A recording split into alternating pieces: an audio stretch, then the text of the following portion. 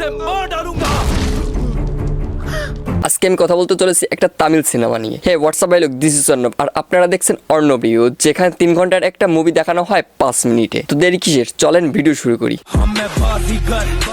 সিনেমার নাম খুনখার। চলেন এবার সিনেমার কাহিনী বলি। সিনেমা শুরুতেই দেখা যায় নায়িকা কলেজে যায় এবং সেখানে নায়িকার একটা বান্ধবী চলে যেতে চায় কলেজ ছেড়ে টিসি নিয়ে। আর নায়িকা যখন জানতে চায় কেন সে চলে যেতে চায় তখন সে কাহিনী খুলে বলে। আর এটা দেখে নেয় ভিলেনের লোকেরা, যেটা শুনে ভিলেনকে কল দিয়ে বলে, भाई अमृता ने अपनी फ्रेंड्स को सब कुछ बता दिया। এরপর ভিলেন চলে আসে কলেজে, এসে নায়িকার সাথে খারাপ খারাপ আচরণ করতে থাকে। আর এরপর ওখানে নায়ক এসে হাজির হয়।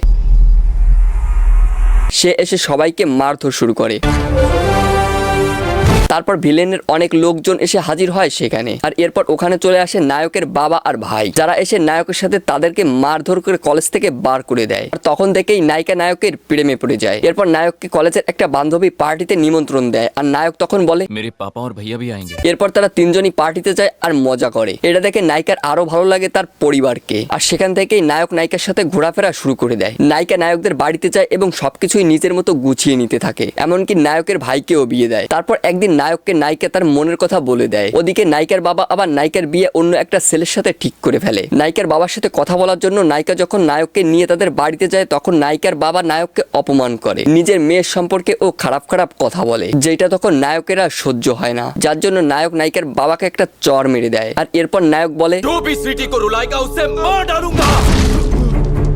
তারপর ওখান থেকে নায়ক চলে যায়। এরপর নায়ক বাড়িতে গিয়ে মদ খাওয়া শুরু করে, যেটা দেখে নায়কের বাবার আর সহ্য হয় না, তাই তাকে আমেরিকায় পাঠিয়ে দেয়। কিন্তু সেখানে গিয়ে ঘুরতে বেরিয়ে একটা গ্যাঞ্জামের মাঝে পড়ে যায় নায়ক। মানে একটা ভিলেন অন্য ভিলেনকে মারতে চায় আর তখন একটা ভিলেনকে গিয়ে নায়ক বাঁচিয়ে নেয়। কিন্তু ওই ভিলেন যখন এই ভিলেনের বৌমাকে তুলে নিয়ে যাওয়ার জন্য গাড়ি থেকে বের করে তখন দেখে নায়িকা, মানে হলো নায়িকার বাবা যে ছেলের সাথে বিয়ে ঠিক করেছিল নায়িকা, সেই ছেলে হচ্ছে এই ভিলেনের ছেলে। কিন্তু ওই ভিলেন এসে এই ভিলেনের ছেলেকে বিয়ের দিনই মেরে দেয়। এরপরই নায়ক নায়িকাকে দেখতে দেখতে গুলি খেয়ে বসে। এরপর নায়ককে নিয়ে হসপিটালে যায় আর চিকিৎসা শুরু করে। আর এরপর নায়ককে বাড়িতে নিয়ে যায় ওই ভিলেন। আর সেখানে গিয়ে নায়ক যখন জানতে চায় তখন তাকে সব কাহিনী খুলে বলে ভিলেনের স্ত্রী। ঘটনা হলো তাদের একটা ব্যবসায়িক সম্পর্কে শত্রুতা থাকে, যার জন্য একে অপরের ছেলেকে মেরে দেয়। এরপর নায়ক এগুলো শুনে নায়িকার কাছে যায়, গিয়ে দেখে নায়িকা কান্না করতে থাকে। এরপর নায়িকাকে বলে, चाहे इस जिंदगी में तुम्हारा कोई साथ दे या ना दे, पर मैं दूंगा। আর এরপর নায়ক ওখান থেকে চলে যায়। ওই বাড়িতে একদিন এই ভিলেনের বোন আসে তান্ত্রিক সেজে। এরপর সবাইকে ভুলিয়ে বালিয়ে পূজা করার জন্য নিয়ে যায় সমুদ্রের পাড়ে, সেখানে গিয়ে যজ্ঞ করতে থাকে। কিন্তু সেখানে গিয়ে ওই ভিলেন আবার আসে নায়িকাকে তুলে নেওয়ার জন্য, কিন্তু নায়ক সেখানেও হাজির হয়ে যায় আর মারপিট করে নায়িকাকে বাঁচিয়ে নেয়। এরপর নায়ক নায়িকাকে নিয়ে যায় নায়কের বাড়িতে। এরপর সেখানে নায়িকার বাবা আসে আর অনুতপ্ত হয় আর তাকে সবাই মাফ করে দেয়। এরপর এই খুশিতে তারা একটা পার্টির আয়োজন করে, কিন্তু সেখানে ওই দুই ভিলেন হাত মিলিয়ে চলে আসে এদের পরিবারকে শেষ করার জন্য